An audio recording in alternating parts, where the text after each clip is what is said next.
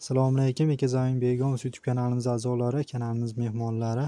Bugun Xudo xolasa 2025-yil 24-dekabr sanasi bugungi video syomkamizni olyapmiz. Xudo xolasa mana ishlarimiz avjida, qolgan joyidan davom ettiryapmiz. Xudo xolasa ko'rib turibsizlar, go'nglarni ham ancha ko'paytirib qo'yyapmiz. Qo'limizdan kelgancha bahorga tayyorlayapmiz buni. Hozir bermaymiz.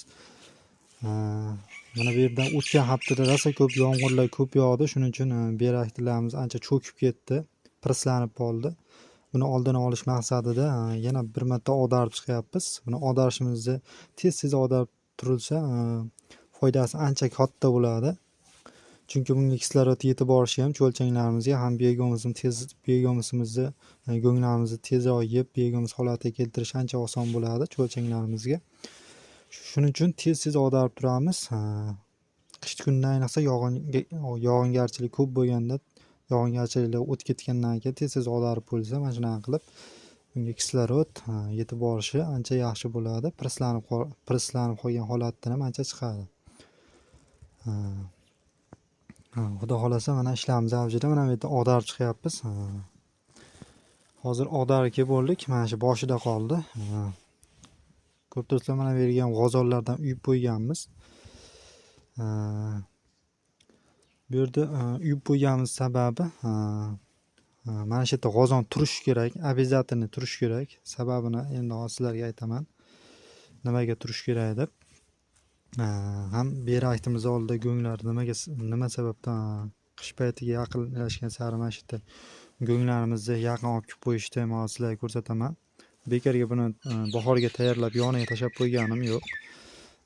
Mana bu g'ozonimizni ham bu yerga bekarga tashlab qo'yganim yo'q. Mana shu qopda ham turibdi, qopda ham ag'darib qo'yamiz. Go'ngga qo'shib olib chiqqanman, buni qo'shnilarnikidan olib chiqqanman. Qo'shnilar ham oldin o'zimiz ham mana shu g'ozonlarni yoqib yuborardik. Yo nima musorga tashlab yuborlardi oldin. Hozir qo'shnilar ham musorga tashlamayapti. Yoqib yubormayapti. Yoqib yuborganda ham foydasi yo'q, chunki buni ham g'ozonni ham kerak bo'lsa, molda nushuqda ham bor, g'ozon ham bor. Buning ichida buni ham foydali narsaga ishlatib, yana foydali bir mahsulot qilib, foydali narsaga ishlatish mumkin.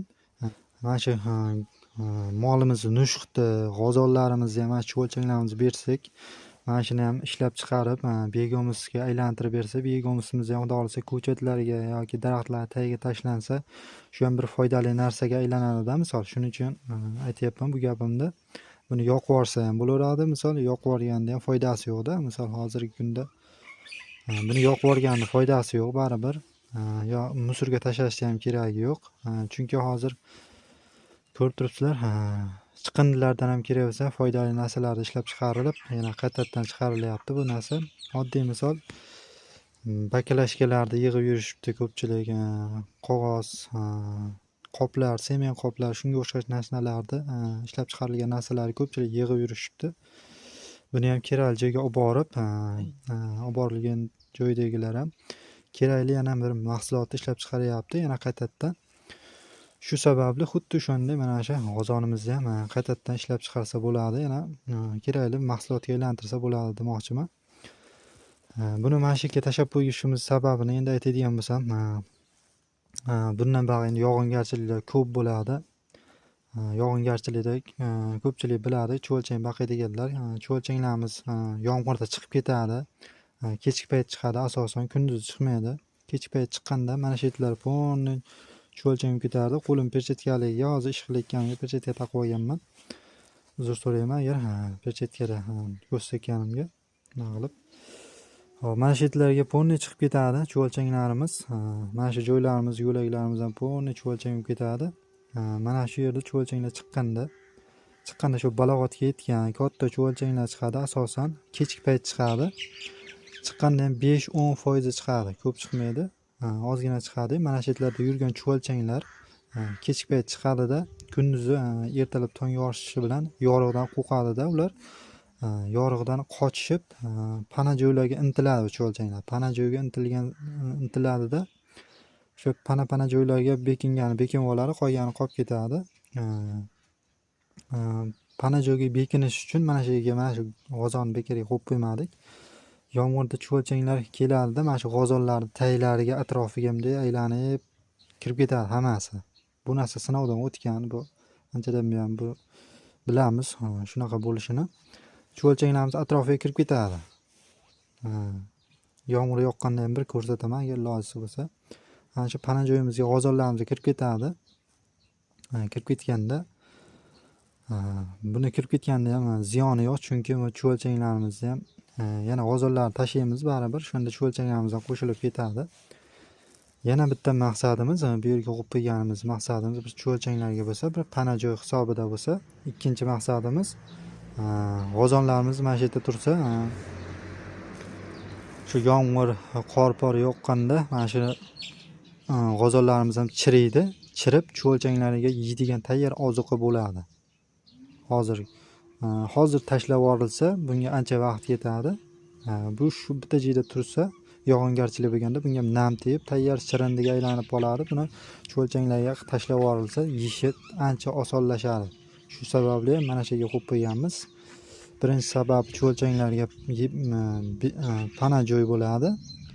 Yog'ingarchilikda pana joyga intilganda shu pana joy hisobida bo'ladi. Ikkinchisi shu ozuqaga aylanib chirinda bo'lib turgani mana shu yerga qo'yib qo'yganman. Ikkinchi sababi. Videolarimiz ozgina cho'zilib ketyapti. Ming bor uzr. Shunchalik mehnatimizni qadrlab shunchalik kuzatib boryapsizlar. Kattakon rahmat. Xudo xolasa ishlarimiz davom etyapti. Ko'rib turibsizlar mana. Mana bu yerda ham salkam 90%, 80-90% biogomiz holatiga olib chiqib qo'ygan chuvalchanglarimiz. Ko'rib turibsizlar mana chuvalchanglarimizni. Buni oktyabr oyida ozuqasini to'xtatganmiz.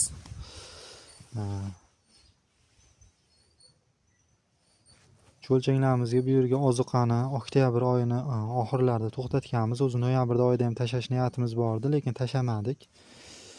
Ya'ni bu kamida 3-4 oy yemasa, begomimiz toza begomizga aylanmaydi. Shuning uchun oktyabr oxirida to'xtatganmiz. Hozir 1,5 oydan buyon salkam hozir 24 salkam 2 oy bo'libdi. 2 oydan buyon ozuqa berilgan yo'q. Oddiy ozuqa bilan mana shu begomimiz holatini ko'rishlar mumkin. Mana rangidan farq bo'lib turibdi. Hozir ichiga bitta sizlarga ko'rsatib o'tib ketay. Mana oddiy mana go'ng bilan yeyilgan mahsulot farqini mana ko'rishlar mumkin.